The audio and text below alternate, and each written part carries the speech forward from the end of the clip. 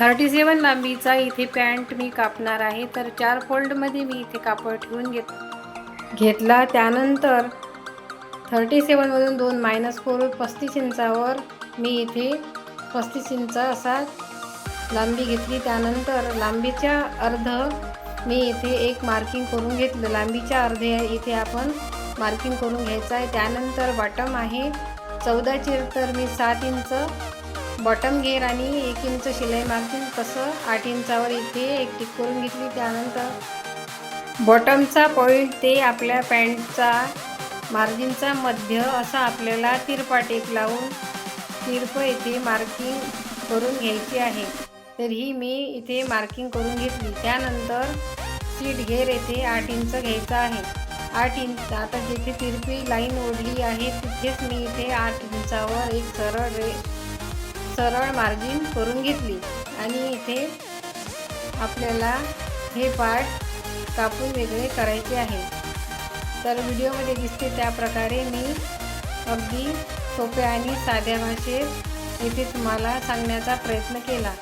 आता हे आपल्याला हा पार्ट इथे वेगळा करून घ्यायचा आहे।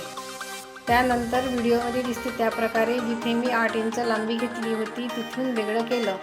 आता उरलेला हा आपला साईडचा पार्ट आपल्याला वर जोडायचा आहे।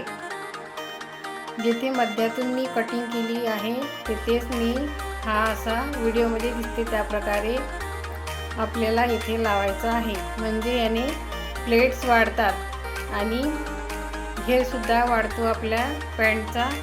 आता इथे मी मधला जो जॉईंट आहे तो इथे कापून वेगळा करते।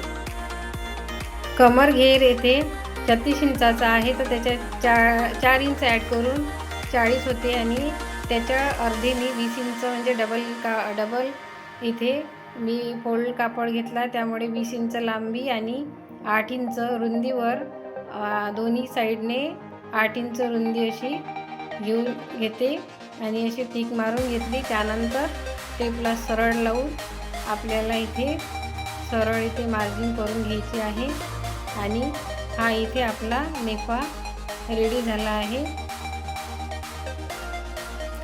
चला तर इथे आपण कट करून घेऊया।